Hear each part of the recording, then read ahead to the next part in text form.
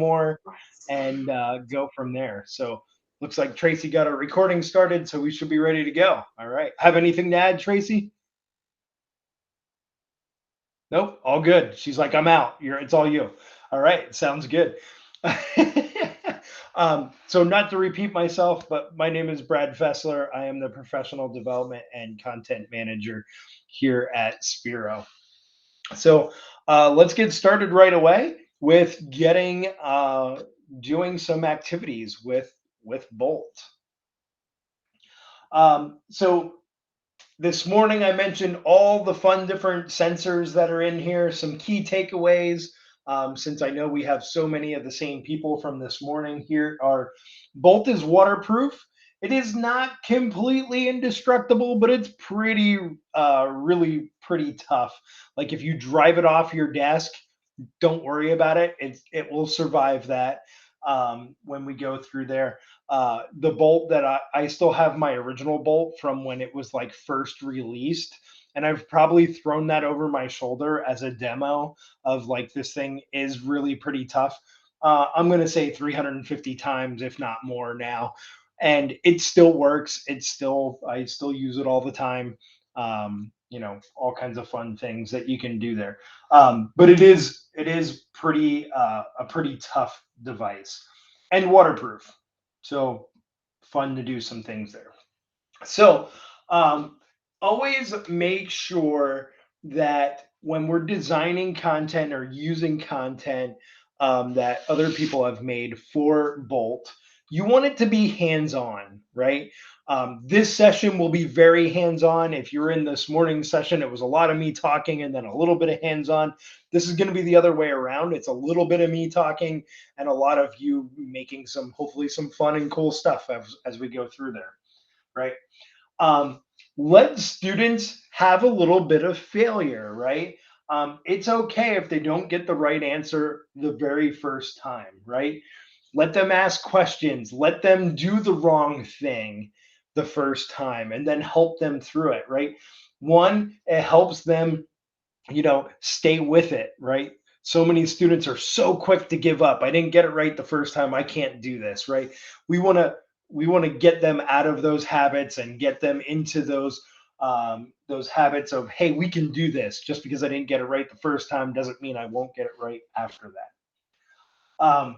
And then we want to give them a little bit and let them go really, really far. So the way I used to do this, I used to be teaching a technology and engineering classroom. So I had a principal that told me, like, please don't say this ever again one time because we had like equipment and things like that. But I always like to say that I gave my students just enough to be dangerous. Not physically dangerous, right? The point is like just enough to get them started and then let them figure it out. Let them go crazy with it, as kids will do when they go through it, right? And then when you give them a challenge like we are today, make sure they understand the constraints of that challenge, right? So the challenge, one of the main constraints that we'll have today will be the materials that you use. In this case, I'm letting it real open-ended because we're all in different locations, right? And we might have different materials with us. I see Stacy's cutting some things out already. Those scissors and everything she's cutting is going to come in handy here in just a few minutes. Maybe not that same thing you're cutting, but you're going to maybe want to use that in just a moment. So, quick reminder on how to get connected to your robots. So, again, we like to use the Harry Potter method. The Harry Potter method, I think I will go through this because it'll help answer Leslie's question that she had here a little bit ago of like, I want to connect to specific robots. How do I do this, right? So that's not actually the best workflow to go through things. So the Harry Potter method, and we call it the Harry Potter method because you don't choose the robot chooses you. So if you're a Harry Potter fan, that'll make sense, and you can ask the kids; they'll know, right? They'll be good with it if you don't know that one. So how we're gonna do this is I'm gonna connect to a robot. So here I am in Sphero EDU, and I'm gonna go to that connection menu in the top right, and Right now, I only have two robots turned on. I do have a whole power pack here of robots, but I have them in deep sleep. So I only have two of them out here. So the way the method works is one student at a time comes up. The first student searches, they pick one of the robots, and they will connect to that robot. So uh, you can see my device is connecting to one of those robots. It's then going to display this image on here. This is called Find My Robot. And when I do this, let me switch cameras here. There we go. I'll get that same image on my robot, right? So here I can see that image is the same as that image, right? And that's how I know which robot I'm connected to. And if your programming devices don't do this, we can set them up to do this. So the way this works is up near that connection menu, there's a little gear. If you click on the gear, the second little toggle switch that's down there, it says display Find My Robot. Turn that thing on. It's a super useful tool when you're getting connected to it. All right. So we're connected to that robot. We're ready to go. With that, don't forget to aim the robot, whether you do it after you've coded or before you code it. If you're going to drive it around, no big deal, but don't forget to aim the robot. That's super important. So we're going to look at some cross curricular integration today. We're not going to do just coding in this particular session. We're going to do some language arts, some art as well in here with our storytelling uh, activity. But just note that there are activities out there on Sphero EDU that cover all kinds of content areas. Okay, it's not just coding. There's all kinds of fun things. We're in the middle of writing some new engineering design activities that will be released later in 2024.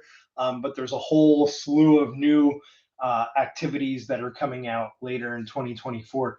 But we're expanding on this library of different content all the time. So here's your challenge today. I call this storytelling, right?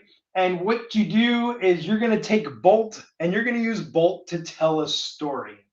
So we have students plan because we always want our students to plan out what they're going to do, have a game plan going into this. Otherwise, they will go over to your table where you have all your materials. They will scoop them all up and they will walk away. And the rest of the class is going to be like, so what do we use? Right. So I always make my students have a game plan. What materials are you going to use? How are you telling this story before they actually start building all of this? So we have them draw a chart or give them a handout with a chart that looks something like this. I took a pretty basic one here. If you were doing this higher level, maybe it wouldn't just be beginning, middle, and end. It might have broken down into some more stages of things that are going through there. If they're more advanced in their programming skills, maybe they're using more than one bolt to do some things with this, right? So there's all kinds of ways you can kind of vary this to either level it up or level it down a little bit for your particular students. I kind of took a little bit of a middle of the road approach here. So you'll add your script to the story column, right? So what is the story that you're telling? A lot of times I'll hear like the three little pigs, right? And Bolt is the big bad wolf, and he's going, from house to house and things like that, right? As you go. So add that story. Then in the movements column, write out the role blocks that your students are going to program, right? So they're going to write out what they're going to actually have Bolt do. This is a great practice if students are going to move on in the coding world, especially if they're going to do things like the AP computer science exam later in high school or things like that. Because in those exams, they have to write what's called pseudocode, right? And what that is it's code written kind of out in plain English, right? And this is essentially writing out pseudocode as they go through it. They're starting to practice that concept. Whether you use those terms or not, when you do it, they're doing these kinds of concepts. Then we add lights to the lights column, right? And the idea of lights and sounds is to immerse your audience in the story. We want them to see, really be brought into the story, feel like they're part of it, right? So, some quick tips that are here. I do believe that some of you might have code mats that go with your Bolt robots. And if you have code mats, whether it's the city mat or the space or golf, soccer, whatever mats you might have there, you can use those as like kind of sets, if you will, to have your students drive to locations and help make that story more in depth. Keep the story short, but make sure that the story actually makes sense, right? We don't want to tell a whole novel in a program. We just want bits and pieces of that, but make sure that it makes sense to the viewer. It's not just little pieces of things, right? And then, of course, build some props from things that you have around the classroom to support this story when you go through there. So, some little pro tips that we'll talk about here. So, Bolt is this like round robot, and you're like, okay, this is cool, but if it's gonna move, how do I decorate this thing, right? Because if I glue something or tape something to it, it's gonna have to roll over it, right? Or it's gonna stop the robot from moving. So, here's a cool little pro tip for you: a plastic cup, right? 16 to 18-ounce plastic cup, like a solo cup, fits just perfectly over Bolt. It leaves a little bit of space, and Bolt will push that cup around. So here you can see I have my little pumpkin character that's there, right? For my story, ready to go. And I just set that over top of Bolt, and Bolt will push my pumpkin around in that. So it's a quick, easy way to decorate that. You can do all kinds of things. You can build around Bolt using craft sticks or other things like that. I've seen people take like pipe cleaners and build a cage that covers like 3/4 of Bolt so that Bolt still spins around inside of it and drag things around that way. Be creative with inexpensive materials, right? So getting a pack of 50 cups, right, for a couple dollars, and this was literally some pieces of felt, like craft felt that I had laying around, a little bit of hot glue, and a rubber band to keep my stem kind of curled up there, and a plastic cup. So for less than $1, I have my pumpkin, right? That can go in there, right? So it doesn't have to be this like crazy complex thing. Keep it simple. Let the students be creative with what you give them. So things like cardstock are super useful. Pipe cleaners, craft felt, painter's tape. If you don't have painter's tape in your classroom, you need to buy painter's tape. Put that on your wish list for the next year or whenever you're purchasing. Make sure you get some painter's tape because you can stick it to walls, you can stick it to almost anything and not damage the surface of it and be able to easily pull it apart, right? Super useful to do that. Okay. So, with that being said, I'm going to give us some time to one, develop your story that you're going to do, and then start to code that story in Sphero EDU. If at any point in time you have a question, feel free to unmute and ask.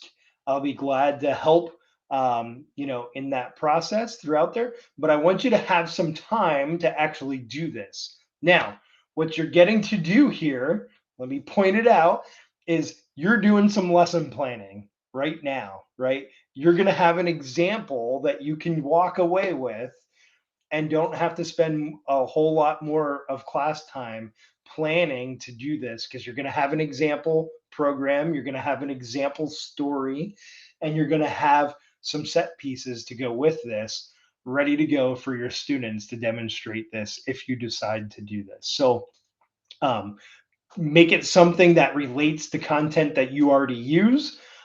You're not adding, this isn't something you add to your curriculum. This is something that you use with your curriculum to supplement it and make it more engaging. Okay. Us teachers don't need more stuff added to the plate, right? We want to use this as an educational tool to make it more engaging as you go through there. Okay. So with that, I'm going to mute myself unless people have questions. Feel free to unmute, and I'll be right here to help you. I'm going to put the criteria back up on the screen so that you can see that and have it as a reference to work with. All right. Do you have a copy of that sheet so that is used, like something that we could work in and kind of? Oh yeah, good question. Actually, I don't, because what I have there is just a screenshot of that. But feel free to, like, any kind of storyboard that you would do. So if you do any video editing or anything like that with your kids or planning, like a storyboard is a great like process through it. And that's essentially what I've done here, is created that storyboard with lights, sounds, and movements. I did this just in a Google Sheet when I originally did it, but I don't have the Google Sheet anymore, unfortunately, to do that. But throw it in a sheet real quick and go ahead, or write it on paper. Whatever works best for you. Yeah, good question, Leslie. Yeah, I have used Sphero from the Chromebooks, but when I try to do it from my desktop computer, am I able to get the app, so to speak? I don't know if I can. Yeah, go ahead, Tracy. I think you have an answer to that. Right? Yeah, so there is a Microsoft Store Sphero yeah. EDU app. It has not been evaluated in AACPS, and because it hasn't been evaluated, you can't actually pull it from the Microsoft Store. So at this time, teachers can access the website, which gives you access to all of the resources that they have. You can see the lessons, you can decide which lesson activities might work well for your students and utilize those. But in terms of actually getting in and connecting to a robot and coding it, the only AACPS device we have that would do that at this time is the student Chromebooks. So if you wanted to put yourself in the shoes of your students, you would need to grab one of your Chromebooks to do that. But personal devices, mobile specifically, also the SPDU app is available for iOS and Android. So if you're willing to, you can connect with your phone. You can let students connect with their phones if you're willing to have them get those out. But we just haven't evaluated how the app works on the Windows machines, and therefore it's not available at this time. So yeah, I did notice that, like, if I go into ClassLink, I can add supposedly the app in as a button on ClassLink. But I think all that does is give you access to the website, because that's really what ClassLink does. What it does. Those it just buttons links to the website. are the buttons are really clickable links to websites. So the app is really more of a download. It's an install. It's more like a piece of software. And that you can't do without your admin, right? Correct. Yeah. Yeah. Okay. The downloading. So I don't know if there's a plan to evaluate it for Windows machines. So for now, I would say, grab a Chromebook when you want to actually connect to a robot and interact. Okay. Thanks. Awesome. Or a phone. Stacy. So you have your hand up. What's up?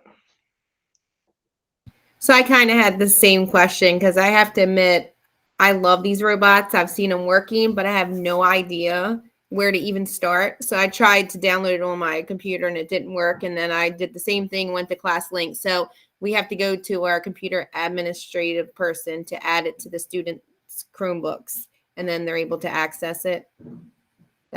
No, the students can pull it from the Google Play Store. Okay. On the Chromebooks for themselves, and it does attach to that device for that user. So if I log on to Chromebook number 10 and I install the app for me, I really need to use Chromebook number 10 every day. So if you're working with shared devices, make sure you assign them to your kids so that they don't have to keep reinstalling it. If they're working with their ASCPS issued Chromebook, that's great because they just install the app and then it's there for them every time. So you don't need admin for that. It's if we go down the road of approving it for you guys to put on your Windows machines, that would be something we'd have the admin do. Yeah. Okay, so for today, I should use my phone and just go to. Do I go to like I have an Apple phone, so do I? I Yep. So you go to the Apple App Store and just search Sphero EDU. okay. Yep. Yep. Just make sure you grab Sphero EDU and not Sphero Play. You want the EDU app. All right. Alexandria, what's up? Hi. So you mentioned other activities like the one that you showed us with the storyboard today. Are we finding those in activities? Where do we go to look at those? Yeah, so activities are in that activities tab that's there inside the app. Or Tracy mentioned earlier, you can use the website, Yeah. which is edu.sphero.com. And it looks very similar to the app, not identical, but similar. And that's like the teacher facing side of the app. It allows you to do everything except connect to a robot and run your code. That you need the app for. So I It's saw within that you can guide it by like age level, so different grades. Are you able to Yep. search it by like content level? I Yeah, wasn't seeing that. How yeah, do we do that? absolutely. So if you're doing, I'll switch over to my iPad. So if you're in the app, the way I like to do this is one, when you're in here, you have workbook, you have Sphero, community, and CS foundations. By default, it goes to the workbook, which is anything that you're currently using. In there. I'm going to go to Sphero because these are all the ones that are made by our content team. However, you can also search inside of community, and these are ones that other educators have created and shared publicly there. So I'm going to go back under Sphero, and there is a search tool up here. I'm not a huge fan of the search tool inside the app. I like to use the filter funnel, which is right next to that little drop down. It says drop down featured there. And if I hit the little funnel next to it, what that allows me to do is I can filter by grade level, I can filter by standards if I wanted to. But the one that I find the most useful is searching by tag.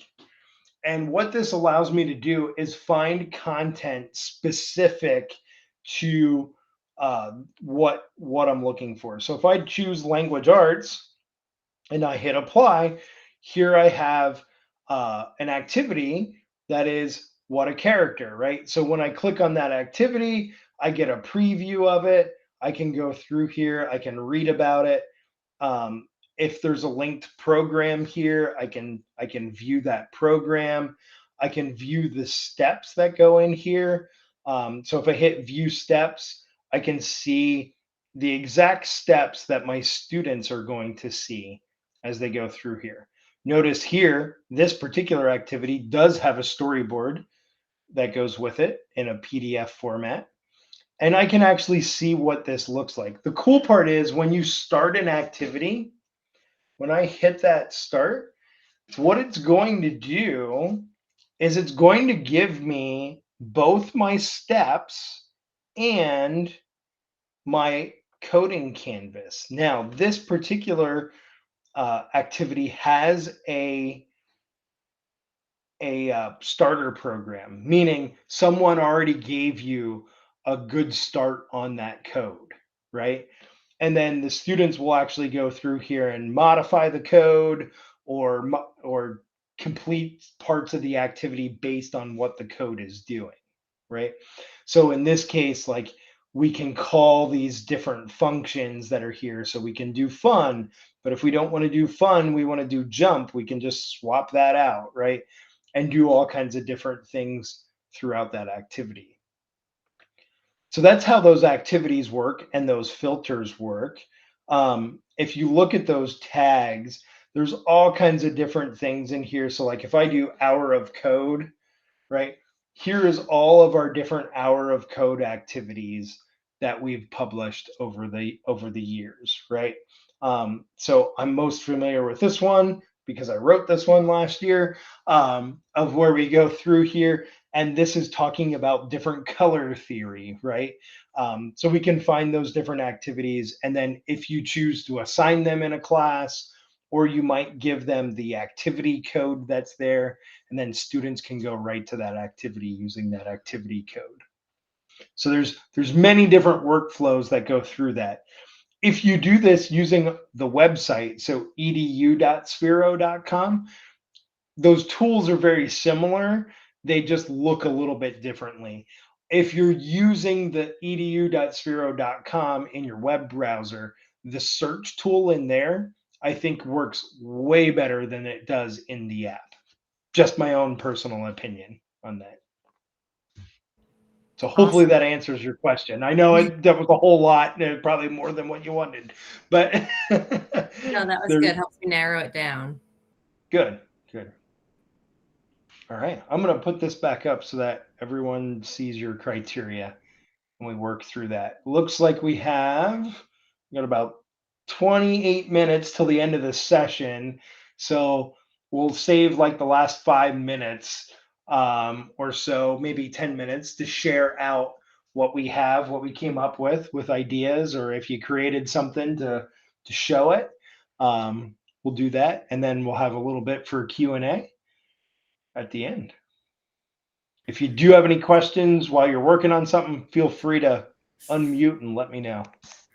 All right, so I came up with a story. So now my next step would be to write down like the movements that it would do and the lights. Yep. And Yep. how do I know what kind of lights and sounds it can do? So you want to look in the app. So you want to look inside of the app and just open up a new program, right? Or you can either open a program you've been doing, or if you hit the plus sign, I'm just going to call mine storytelling. Remember, it's always important to name your apps, your programs. And then under the lights category, I have all kinds of different lights that are in here. There's all kinds of different commands that are in here. And you just want your students to kind of play around with them, right? So main LED, that particular block is going to change the entire color of the LED matrix that's on the top. If you do fade, it's going to fade from one color to another, right? If you do strobe, it's going to make that LED matrix flash that's in there. So you have all those different kinds of things that you can do. You can also, this is a fun one. Students love the matrix animation block. And when you tap on that, there's all kinds of animations that are down here that are preset. So if I'm going with my Halloween theme, right, I can bring my cat into here, right? And I can have it play that animation on the display, right? So there's all kinds of cool things you can do to make those work. Okay. Thank And you. then, yep, under sounds, you have the same thing, right? So you have two different blocks. You can have it speak things, or there's all kinds of sounds that are in here, right? So thinking about my Halloween theme here, I'll bring in my evil laugh, right? And I can use that in my code. And not knowing what you guys have in front of you, I know in the morning session that I was in for Bolt before lunch, somebody said they brought the robots home, but they couldn't get them to connect and everything. You don't have to be connected to a robot to get into the app and look at the coding. So the kids can be designing the story without you even getting the robots out. They just need a template, a storyboard similar to this, and the app open on the Chromebook in front of them, and they can start thinking about which sounds, which lights are going to be appropriate to do at any time in my story, and they don't even have to be distracted messing with the robots. So day one could be planning, and then day two is now let's get the robots out and actually, you know, run our program and see how it looks, and then debugging and all that kind of fun stuff. Yeah, that's a great way to chunk the information for the students and keep them on task as they're going through there.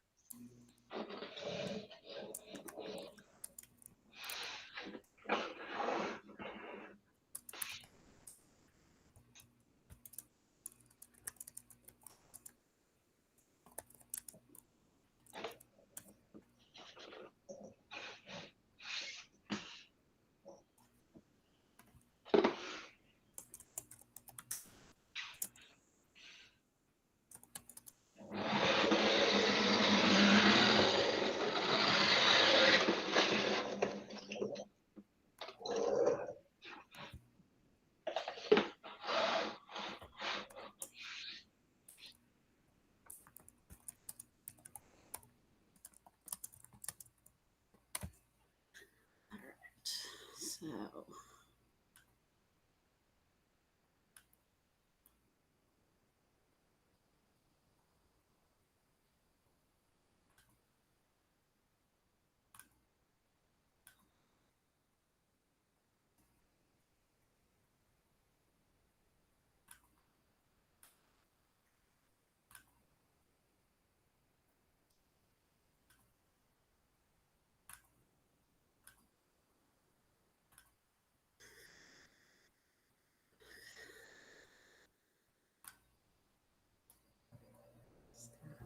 How do you test your program after you've written some code?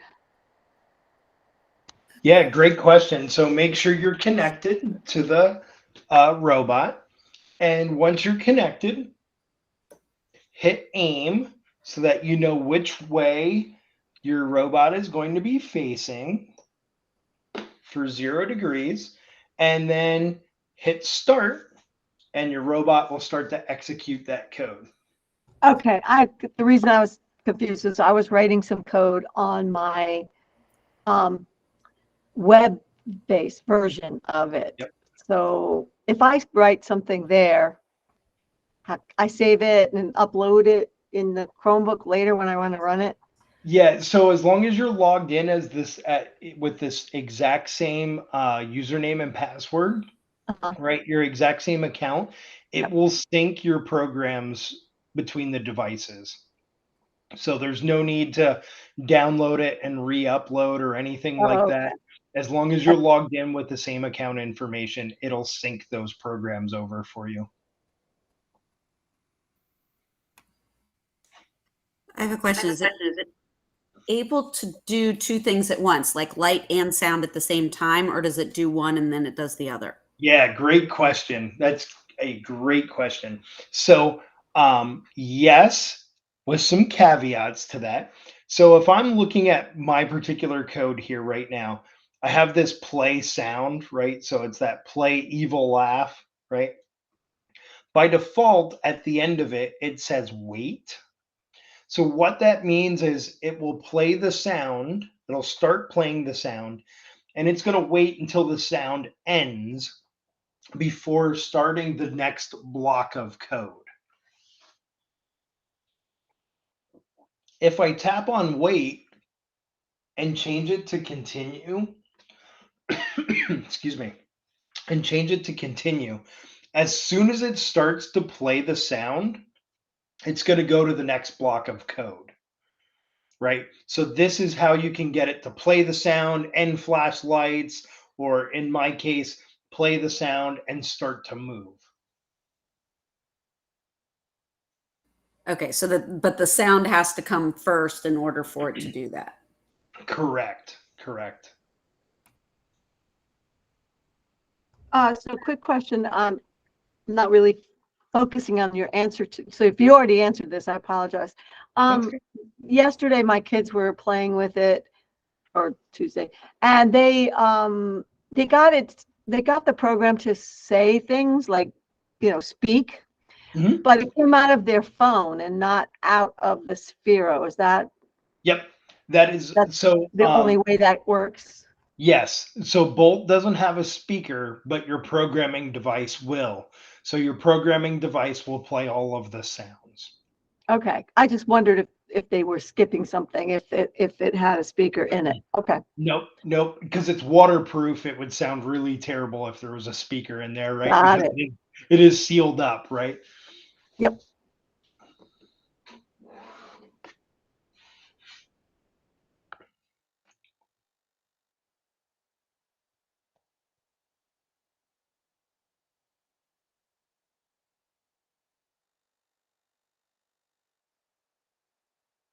Another quick question. I'm looking at the a program that was already written called the storytelling functions. It's got a lot Yep. of code that's already done.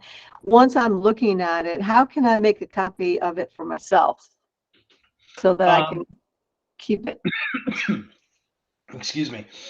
Great question. So you are seeing it from an activities point of view, right? Yes. So Yeah.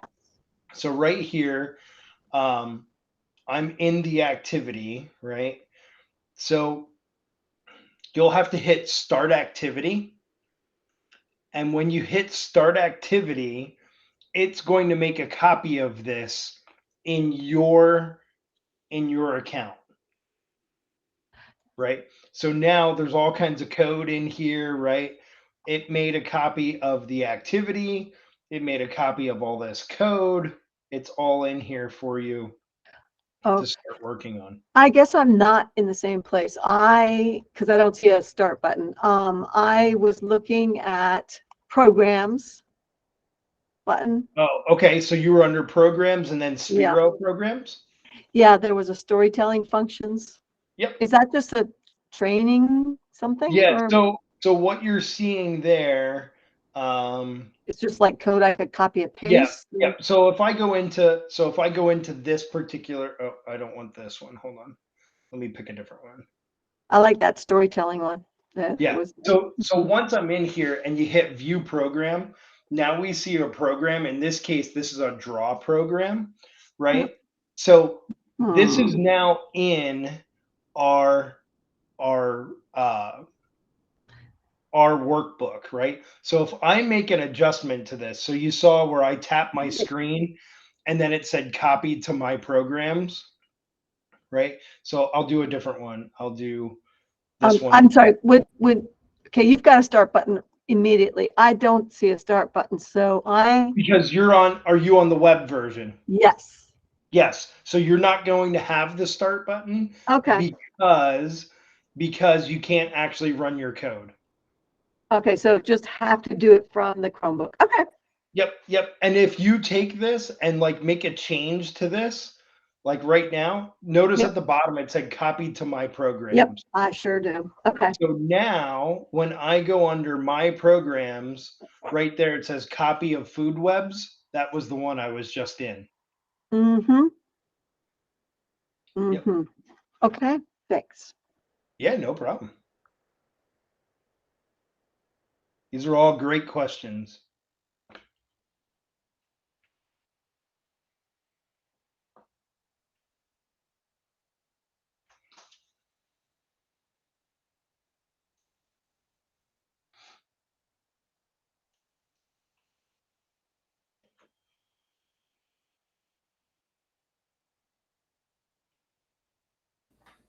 All right, this is really cool. You can make your own animation on the matrix. Yes, you can. I'll share while we're working on that. I'm gonna have to log into my account though, so give me just a moment, and I'll share some of them with you.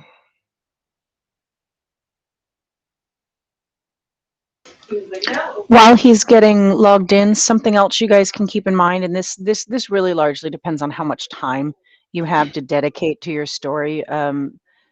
With Sphero, you could design your own mat. So I did link the mats that Brad had mentioned earlier, and they are a little bit pricey, but you know, if you have a little funds, you might be able to get that to go along with the Bolt robots that you guys have. But you could also just have the kids build a mat. You know, you guys have access to butcher paper and things like that in your school, so they could design their own mat based on the book that they've read, so that they're actually, you know, putting in the appropriate buildings and so on, and then code Sphero to drive over top of that. So that would add at least another day to your activity, but it's a great way to extend and have them actually build the scenery before they get into writing the story and then adding the code as well.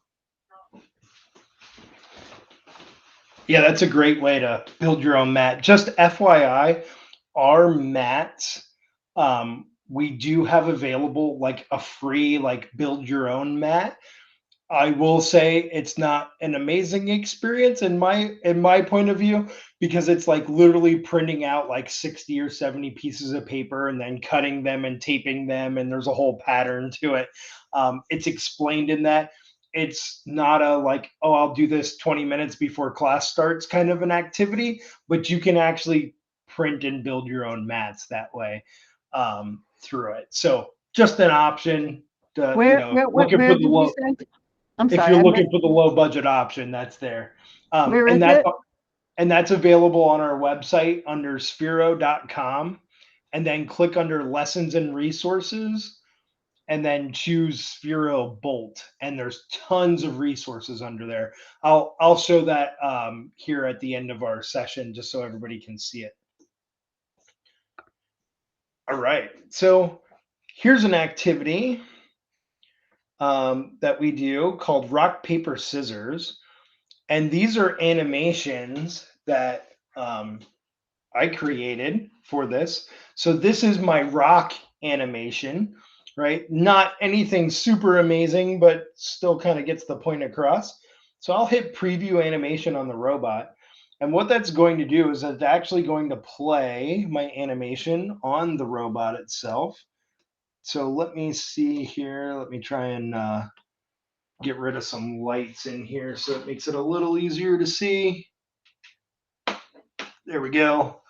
Right, so we can see this one is brown, right? It's that brown circle and it's drawing the R that's in there for the rock. And then I'll pull up my paper animation. So here I have my paper and we're just drawing the P in there for the paper. And then the one that I think is probably the most fun is the scissors, right? We're cutting with our scissors in there, right? Getting those scissors moving frame to frame in that. So you can create those different animations. You can change the speeds. There's all kinds of cool, fun things to do in here. This particular activity, like I said, it is rock, paper, scissors. So here you can see what it looks like when it starts up. And this is one of those times where Bolt's not designed to roll around just on the floor, right? It can be a handheld device. So in this case, I'm going to pick Bolt up and I'm going to shake it. And it's going to pick a random number 1 through 3 and assign that rock, paper, or scissors. And when it's done displaying my animation, it's going to change green just to let my users know, like, hey, it's ready for the next round. Paper. Rock. Right. Scissors. And you can just keep playing, and it's pulling them randomly. Paper. It's actually doing a really good job of mixing them up. Usually when I do this demo, Rock. I'll pull like, the same one 20 times in a row. And everybody's like, your code doesn't work. Rock. But I promise it does. And it's pulling them randomly. It's just selecting a random number. Paper. 1 through 3. Rock is 1, paper is 2, and scissors is 3. Scissors. Right. The cool part is after the students program this and you give them the artistic license to make their own animations through it, so they have that cool ownership and customization of it for that, then they get to play a game against each other to test their code, right? Which then just is perfect. Like they love it. All right, so let me turn some lights back on in here so I'm not totally in the dark. And let's share out some of the things that we came up with. So whether it's explaining the idea or if you build something and you want to hold it up and share it, or how you envision using this in the classroom, in a unique way, feel free to share whatever you came up with here.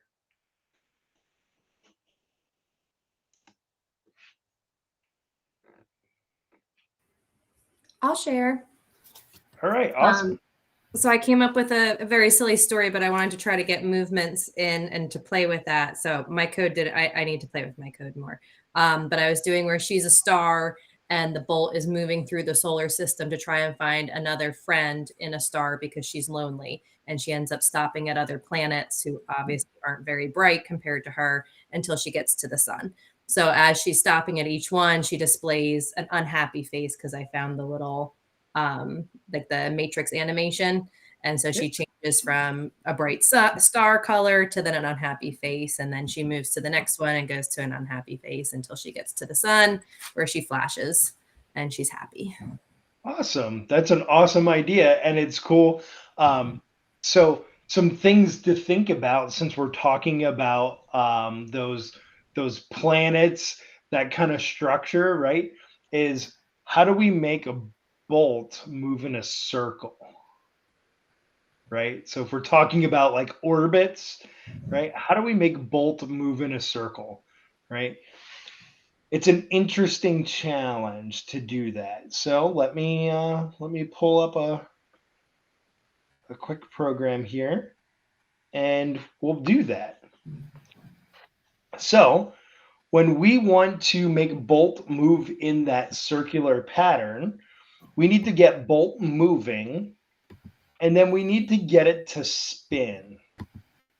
So we'll set a speed. I'm going to set mine to just say 100. And then I'm going to set a spin. I'm going to do a complete circle. So I'm going to do 360. And then I'm going to set a time, right? So I could do like 3 seconds, 4 seconds, whatever.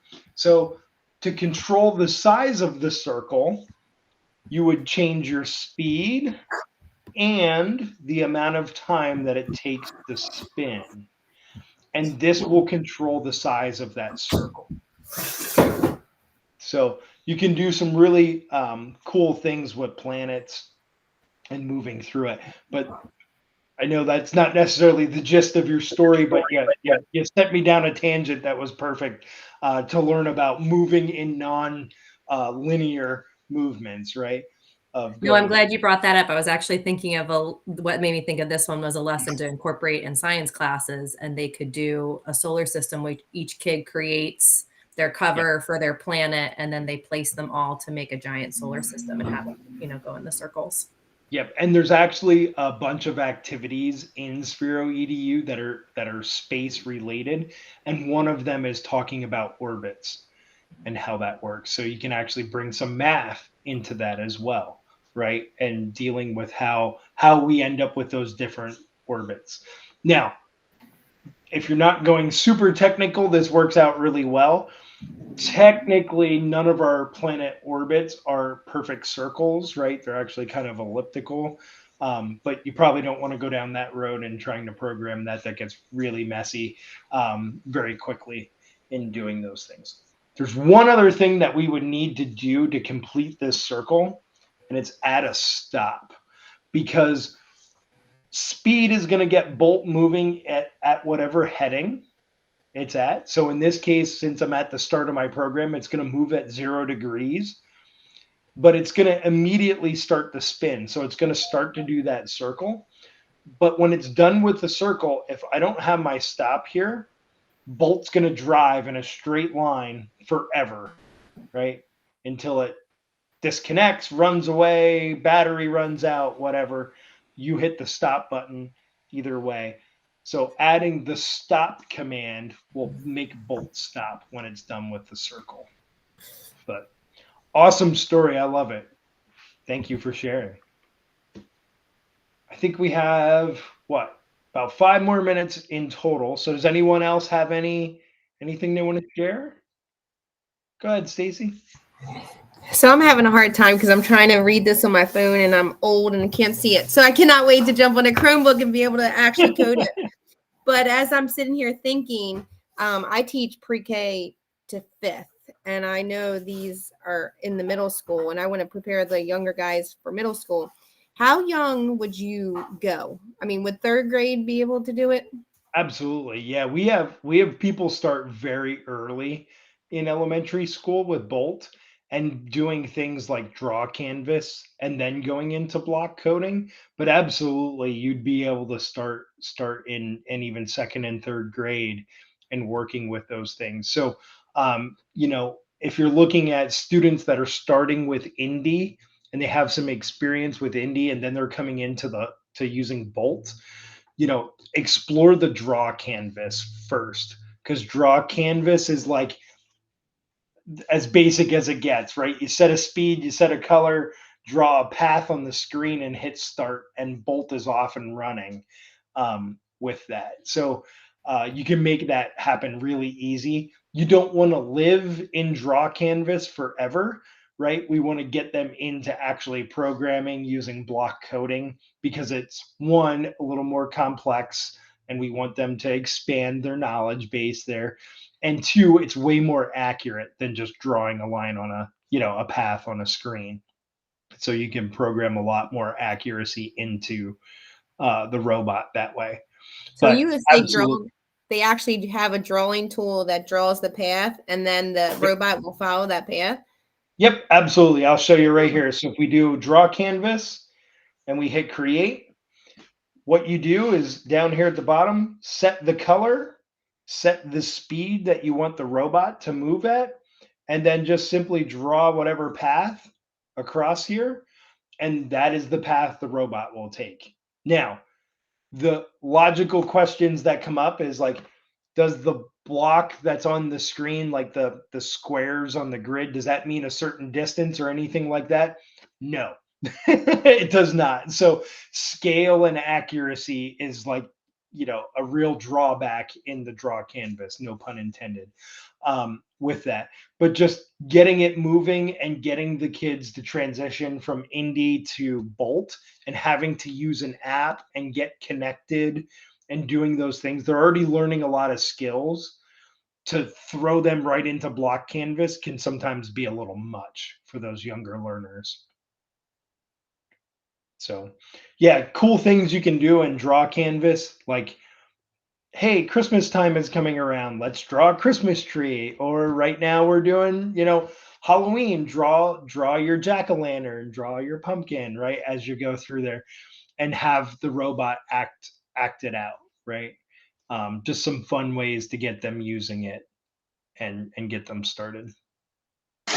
And if I could add on to that, I don't know if you guys have ever seen us do, there's an activity where you have your bolt paint. So what you want to do is get a nice big box so that he's got a confined space. And then you just take some washable paints, which, most of our schools have, and you just put those in the box or put down a piece of paper in the box first. And then you could draw, and then he runs through the paint and paints on your, so if you're talking about having the kids draw a jack-o'-lantern or something, they can actually paint their jack-o'-lantern on the paper using their bolt. And Brad's already told us it's waterproof, so when you're done, you just wash the paint off of Sphero, dry him before you put him back in his cradle, and you took something that started as a screen activity and gave the kids a tangible piece of paper of that jack-o'-lantern that they can take home. You can hang around the classroom. So a really cool way to extend it into that sort of arts integration.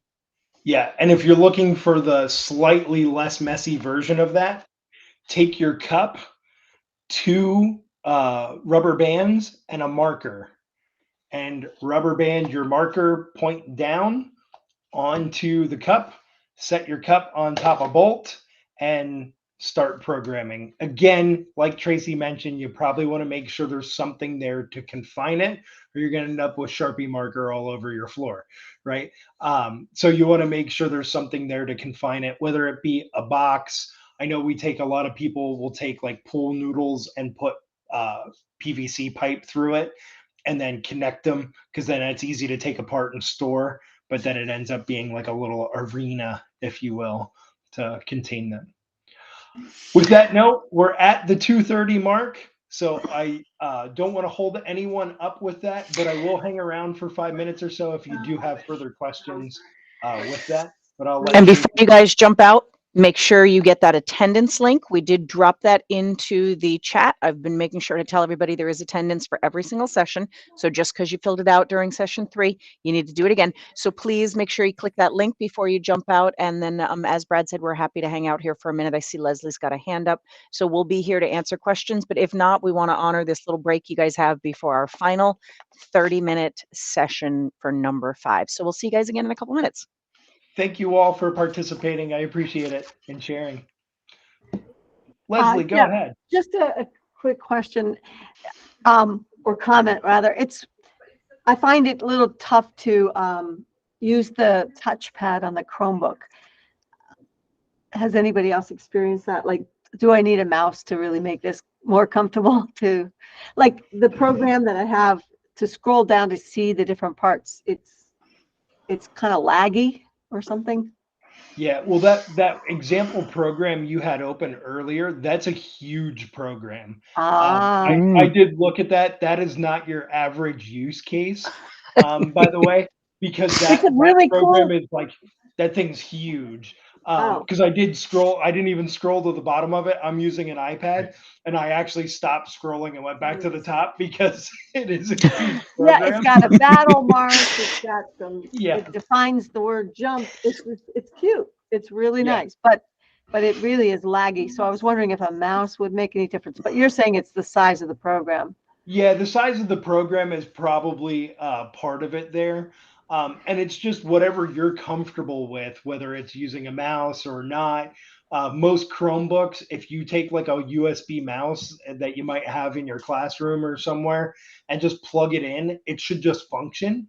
So if you're a mouse kind of person versus a touchpad, by all means, you can plug one in and Yeah, but that probably isn't going to help with the lagginess. So that's one reason to get this thing approved for a desktop or to maybe handle longer codes, perhaps. yeah, a Chromebook should work fairly well, though. I'll say the Chromebooks are our second most used device, right behind iPads, iPads. when it comes to that. So Oh. Chromebooks do usually work fairly well, but I will say this: not all Chromebooks are created equal. That much I can Oh, say. You know, there are better models than others, and that's just the reality of electronics and computers in general. thank you. Yeah, absolutely. Victoria, what's up? Hi, I'm not sure if you can hear me. Can you hear me? I gotcha. Okay, great. So I was working on my coding. So I did a little story, which was like the beginning of A Christmas Carol, where Scrooge walks into and finds Marley. So he goes in, looks left to right, goes forward, and freaks out. And so I did the coding, but I couldn't get like sound to come out from Sphero. So here's my little guy. Here's my little setup, and I Yep. got some lights to work, but Okay. I'm not getting sound, and I just was unsure. What's What? the volume setting on your Chromebook? Oh, that is a good. Oh yeah, okay. There it It's is. So the bolt okay. itself doesn't have a speaker. Um, Uh-huh. Sound plays through the programming device. So Okay. if your sound is muted or turned way down, that's probably why you're not hearing it. Okay. And then I was wondering with like the strobe lights weren't really strobing, Yeah. and I'm not So sure if it's like where I put it. nope, it But, is probably to do with your strobe settings. So okay. let me pull up the block here so you can see what this looks like. So under lights, when we pull the strobe into this, so Mm-hmm. we have the first parameter here is the period. So what that means is it's the amount of time that the light is on and the amount of time that the light is off. So if you want a true strobe effect, set this to like 0.1 or 0.2 seconds, and then Okay. I'll say 10 times. That's going to give me 2 seconds of strobing. Okay. And that's going to give you, that's a common issue that people run Mm-hmm. into. They think, oh, I'll set this for the amount of total time I want it to strobe. But that's actually the amount of time that the light's on and the amount of time that the Okay. light is off. All right. Well, thank you. This is fun. Yeah, no problem. All right, guys, we got to let Brad go because he's got to jump in and do that final session at the end of the day. So we're going to let him go. If you guys have questions, you know you can email them to me, and I can certainly forward them to Brad if anybody in ASCPS can't answer them for you guys. But I got to jump into my final session, and he does as well. So Hey, thank you, thanks, guys. Brad. Thank you, everyone. Have a great This day. was great.